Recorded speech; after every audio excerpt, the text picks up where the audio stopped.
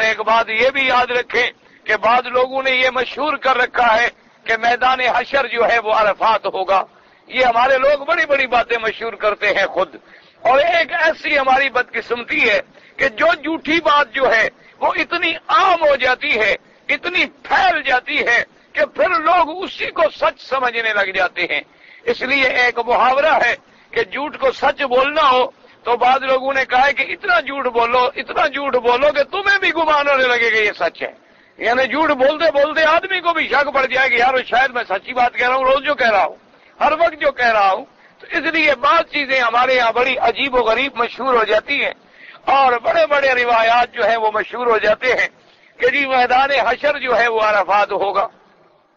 اسی طریقے سے جیسے کئی لوگ آ جاتے ہیں کہ جی یہ ہجرت کا راستہ جو ہے، جب حضور پاک نے ہجرت فرمائی اور آپ نے جب جبل ثور میں آپ نے جس غار میں قیام فرمایا، کئی اچھے خاصے سمجھدار لوگ آگے پوچھتے ہیں، کہتے ہیں جی وہاں ایک پتھر ہے ایسے انسان کی شکل میں نظر آتا ہے، ہم نے سنا ہے کہ وہاں ایک کافر تھا وہ تاک لگا کے بیٹھا ہوا تھا اور حضور صلی اللہ علیہ وسلم کو نقصان پہنچانے کے لیے، تو جب حضور وہاں سے گزرے تو وہ پتھر بن گیا. یہ کوئی حقیقت کی بات نہیں ہے، کیونکہ اگر تاک لگا کے بیٹھنے کا مطلب یہ ہے کہ کافروں کو پہلے پتا تھا کہ حضور نے وہاں جانا ہے. حالانکہ حضور صلی اللہ علیہ وسلم وہاں تشریف لے گئے اور کافر آپ کے پاؤں کے نشان ڈھونڈتے ڈھونڈتے وہاں پہنچے ہیں. ان کو پہلے سے کوئی علم نہیں تھا کہ وہ تاک لگا کے بیٹھتے، نہ ہی ان کو پہلے سے کوئی علم تھا کہ آج رات ہی حضور پاک صلی اللہ علیہ وسلم تشریف لے جائیں گے. تو یہ باتیں جو ہیں بس لوگوں میں مشہور ہو جاتی ہیں. کسی جگہ مثلاً دیکھیں آپ پانی ایک آدمی ایسے کوئی پتھر میں لکیر آ جائے، کہتے ہیں جی حضرت علی نے پاؤں رکھا تھا یہ چشمہ چل رہا ہے. ایسے لوگ بڑی بڑی عجیب عجیب باتیں بناتے ہیں. بہرحال یہ سب باتیں جو ہیں بنی بنائی ہیں. اصل یاد رکھیں صحیح روایات مبارک سے جو ثابت ہوتا ہے وہ یہی بات ثابت ہوتی ہے کہ میدان حشر جو ہے وہ شام ہوگا. میدان حشر جو ہے شام یعنی بیت المقدس کا علاقہ ہوگا. اور اسی کی تائید وہ ساری حدیثیں کرتی ہیں کہ حضور پاک صلی اللہ علیہ وسلم نے فرمایا کہ قیامت کے آنے سے پہلے یاجوج ماجوج بھی آئیں گے، دجال بھی آئے گا اور عیسیٰ علیہ السلام بھی نازل ہوں گے. لیکن یاد رکھیں دجال پہلے آئے گا، یاجوج ماجوج بعد میں نکلیں گے. یہ بات یاد رکھیں، دجال جو ہے وہ پہلے ظاہر ہوگا. اور یہ بھی حدیث پاک میں آیا ہے کہ ما بین الشام والعراق، اسی طرف سے دجال جو ہے وہ نکلے گا. اور حضور پاک صلی اللہ علیہ وسلم نے فرمایا کہ دجال جو ہے اعور، اس کی آنکھ جو ہے وہ کانی ہوگی اور ایسی ہوگی کہ انبت طافیہ، جیسے انگور باہر نکلا ہوا ہو، اپڑا ہوا ہو، ایسی اس کی آنکھ ہوگی. اور اس کی پیشانی پہ بھی لکھا ہوگا کاف فا را یعنی کافر. لیکن اس دجال کا عالم یہ ہوگا، حضور صلی اللہ علیہ وسلم نے فرمایا، ایک طویل حدیث مبارک میں ہے، آپ نے فرمایا کہ اس کا عالم یہ ہوگا کہ وہ زمینوں کو حکم کرے گا کہ یا ایتھا الارض، اے زمین اخرجی من کنائزک، تمہارے اندر جو دفائن ہے وہ نکالو. تو زمین اپنا سونا اور چاندی اس کے آرڈر پہ نکل دے گی، اگل دے گی باہر. اسی طرح حضور پاک صلی اللہ علیہ وسلم نے فرمایا کہ وہ جب آپ زمینوں میں حکم کرے گا تو چشمے جاری ہو جائیں گے. اور اسی طرح آپ نے فرمایا کہ جو اس کے ماننے والے ہوں گے ان کے مال اور بکریاں ایسی تر و تازہ ہوں گی، دودھ سے بھری ہوئی ہوں گی، اور جو اس کے نہ مانیں گے، انکار کریں گے، ان کے مال مویشی سب مر جائیں گے. اور اسی طرح اس کے ساتھ جنت بھی ہوگی اور جہنم بھی ہوگی. اور اسی طرح وہ کہے گا کہ دیکھو میں مار بھی سکتا ہوں اور جلا بھی سکتا ہوں. ایک آدمی کو مار دے گا دنیا کے سامنے، وہ مر جائے گا، پھر اس کو کہے گا کہ کھڑے ہو جاؤ تو وہ زندہ ہو جائے گا. اس لیے آپ نے فرمایا دجال کا بہت بڑا فتنہ ہے.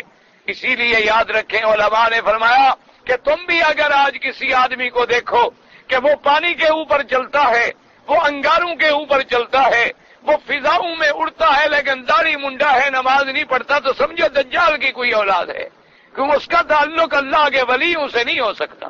اللہ کے اولیاء وہ ہوتے ہیں جو متبع ہوتے ہیں سنت محمد مصطفیٰ. اللہ کے ولیوں کی نشانی کیا ہے کہ ان کی شکل بھی حضور کے مطابق ہوگی، ان کا عمل بھی حضور کے مطابق ہوگا، ان کا قول بھی حضور کے مطابق ہوگا، ان کے اقوال و افعال بھی حضور کے مطابق ہوں گے. ورنہ ایسے شعبدے دکھانے والے، جیسے یہ کالا علم کرنے والے، یہ جادو کرنے والے، اسی طریقے سے بعض علم جفر اور علم نجوم اور علم العادات کے جاننے والے لوگوں کو دہشتناک کر دیتے ہیں خبر بتا کر، اور لوگ سمجھتے ہیں کہ یہ تو بہت بڑا پہنچا ہوا بزرگ ہے، نہ نماز ہے نہ روزہ ہے، کہ پہنچا ہوا ہے۔ تو ایسے لوگ جو ہیں دجال من الدجاجلہ، یہ دجال ہو سکتے ہیں۔ ایسی قوتیں شیطان کے پاس بھی ہیں کہ پانی پہ تخت ڈال کے بیٹھا ہے، ایسی قوتیں شیطان کے پاس بھی ہیں کہ 1 منٹ میں جس ملک میں چاہے پہنچ جاتا ہے، ایسی قوتیں شیطان کے پاس بھی ہیں کہ انسان کی رگوں میں جیسے خون دوڑتا ہے ایسے گردش کر لیتا ہے، ایسی حرکتیں اور طاقتیں شیطان کے پاس بھی ہیں کہ جنت سے باہر لے کر آدم کے دل میں وسوسہ ڈال دیا۔ آدم علیہ السلام جنت میں ہے اور شیطان باہر ہے، لیکن ان کے دل میں وسوسہ ڈال دیا اور قسمیں کھا کے یقین بھی دلا دیا کہ مجھے اللہ کی قسم ہے کہ آپ نے اگر یہ ایک دفعہ درخت چکھ لیا نا پھر ہمیشہ جنت میں رہے اور آپ کا اتنا بڑا مرتبہ اونچا ہو جائے گا۔ اب آدم علیہ السلام اللہ کے نبی، ان کو تو یہ خیال ہی نہیں ہو سکتا کہ کوئی شیطان کیوں نہ ہو، کوئی مردود کیوں نہ ہو، لیکن خدا کی جھوٹی قسم کون کھا سکتا ہے؟ ان کو تو یہ تصور بھی نہیں آ سکتا تھا کہ کوئی آدمی چاہے بڑا برا ہو، بڑا ذلیل ہو، چور ہو، شیطان ہو، مردود ہو، لیکن جب وہ کہتا ہے مجھے اللہ کی قسم ہے تو کوئی آدمی، اور جب اپنا آدمی کا دل صاف ہو تو اس لیے بہرحال حضور صلی اللہ علیہ وسلم نے فرمایا کہ جب دجال کا پورا جوبن ہوگا فتنے کا اور دجال پوری دنیا پہ گھوم جائے گا، یاد رکھیں صرف 2 شہر ہیں جن کو اللہ محفوظ رکھے گا، مکہ اور مدینہ، ان میں دجال کا فتنہ بھی داخل نہیں ہوگا۔ حضور فرماتے ہیں الا انقابھا الملائکہ، صحابہ کہتے ہیں ہم تو اتنی ڈر گئے جب حضور نے دجال کی باتیں سنائی تو ہم نے تو یہ سمجھا کہ شاید یہ باغ کے جھنڈ میں چھپا ہوا ابھی نکل آئے گا، ہم اتنی ڈر گئے۔ حضور نے جب دیکھا کہ ہم گھبرا گئے ہیں، آپ نے فرمایا تم کیوں ڈرتے ہو؟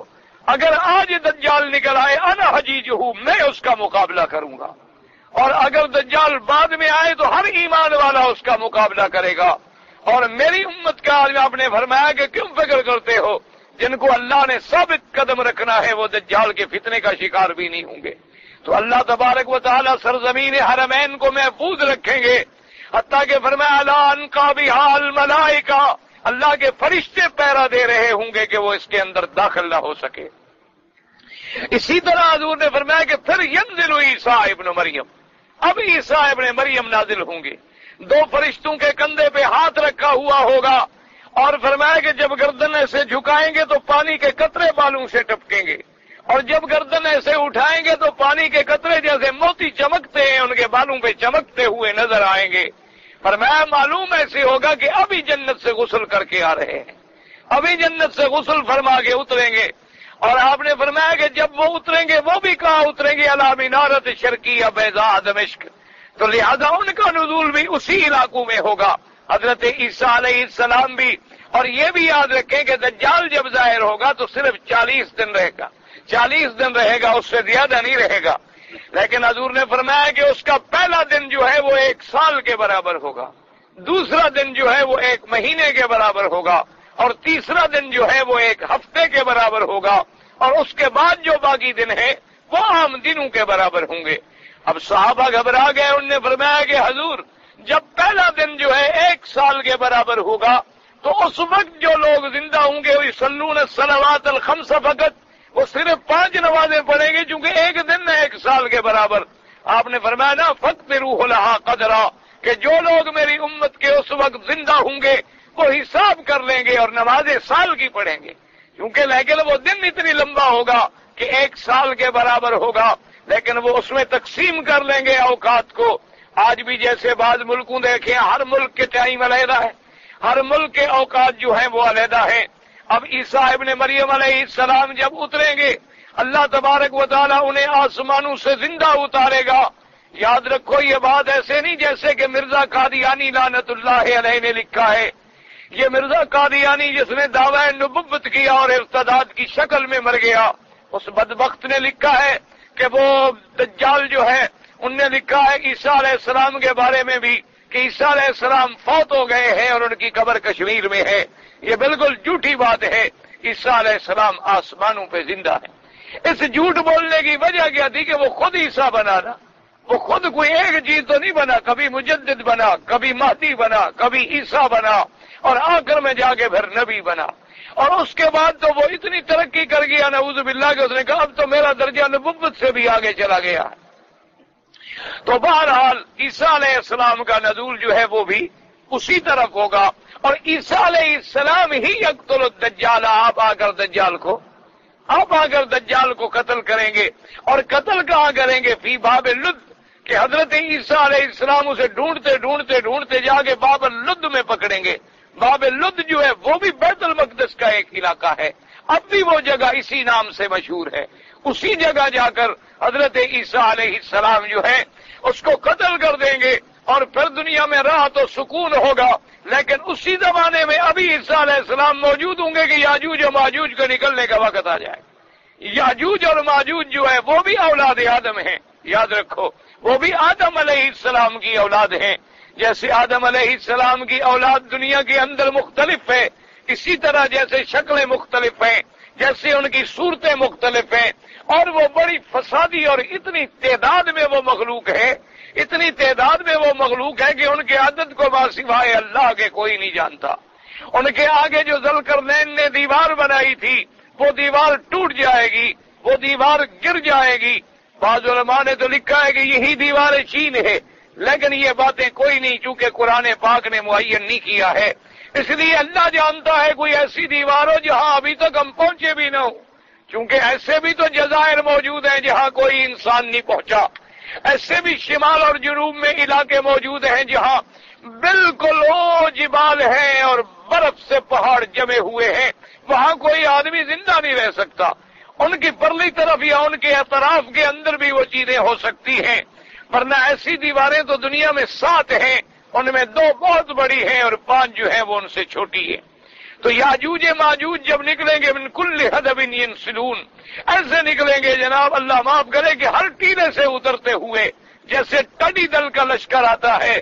حدیث پاک میں آتا ہے کہ وہ جب گزریں گے تبریہ کے دریا سے، اس دریا کا پانی ایسے پی جائیں گے معلوم ہوگا اس دریا میں کبھی پانی نہیں آیا تھا، پورے دریا کا پانی چٹ کر جائیں گے، اور جو بھی چیز ان کو آگے ملے گی اس کو کھا جائیں گے۔ اللہ تبارک و تعالی حضرت عیسیٰ علیہ السلام کو حکم دیں گے کہ آپ اپنے ایمان والے مومنین کو لے کر فوراً کوہ طور کے پہاڑ کی طرف چلے جائیں، تاکہ آپ کو یاجوج و ماجوج کی طرف سے تکلیف نہ پہنچے۔ تو آپ ان مومنین کی جماعت کو لے کر وہاں تشریف لے جائیں گے، اور اس کے بعد سیدنا عیسیٰ علیہ السلام اللہ تبارک و تعالیٰ سے دعائیں کریں گے کہ یا اللہ یاجوج و ماجوج کے عذاب سے ہمیں نجات عطا فرما۔ یہ تو باغوں پہ گزرتے ہیں تو باغ ختم، جانوروں پہ گزرتے ہیں تو جانور ختم، اور لکڑیاں ہوں تو لکڑیاں کھا جاتے ہیں، اور چشمے ہوں تو چشموں کے چشمے پی جاتے ہیں، یہ تو پورے عالم کو تباہ کر ڈالیں گے۔ آپ مہربانی فرمائیں آپ ہمیں ان سے نجات دیں۔ تو اللہ تبارک و تعالیٰ ان پر ایک بیماری مسلط کر دیں گے، اور اس بیماری سے یاجوج و ماجوج کی پوری قوم جو ہے اسی وقت مر جائے گی، پوری قوم مر جائے گی۔ اللہ تبارک و تعالیٰ اپنے پاک پیغمبر حضرت عیسیٰ کو حکم دیں گے کہ آپ کے یاجوج ماجوج جو دشمن ہیں وہ ختم ہو گئے ہیں، اب آپ جائیں زمین میں، اب پہاڑوں سے اتریں اور اتاریں اپنے ایمان والوں کو۔ اب آپ پہاڑوں سے اتریں گے، لیکن جب نیچے آئیں گے تو فرماتے ہیں کہ زمین کی تو کوئی جگہ نہیں ہوگی، سب ان کی لاشیں پڑی ہوں، اور اتنی بدبو پھیلے گی، پھر دعا کریں گے اللہ بھی ہم تو بدبو سے مر جائیں گے، ہم اتنی بڑی لاشوں کا کیا کر سکتے ہیں۔ تو اللہ تبارک و تعالی حکم دیں گے، بعض سمندر کے علاقوں سے ایسے پرندے آئیں گے، حضور نے فرمایا کہ ان پرندوں کی گردنیں ایسے ہوں گی جیسے اونٹ کی گردنیں ہوتی ہیں، اور وہ ان لاشوں کو اپنے منہ میں لے کر اٹھا کے سمندروں میں لے جائیں گے۔ اور پھر اللہ تبارک و تعالی حضرت عیسیٰ علیہ السلام کی دعا سے آسمانوں کو حکم دیں گے کہ برسو، آسمان برسیں گے اور سارا گند دھل جائے گا، اور پورے زمین میں عدل و انصاف بھر جائے گا، اور پورے زمین کے خزائن کھل جائیں گے۔ حضور نے فرمایا ایسی برکت کا زمانہ ہوگا کہ ایک انار جو ہے لوگ کھا کے اس کے اوپر چھتری بنا کے سائے میں بیٹھ جائیں گے، اس کی یعنی چھال اتنی بڑی ہو جائے گی کہ وہ بطور سایہ کے ان کے کام آ جائے گی۔ فرمایا اتنی برکتیں ہوں گی۔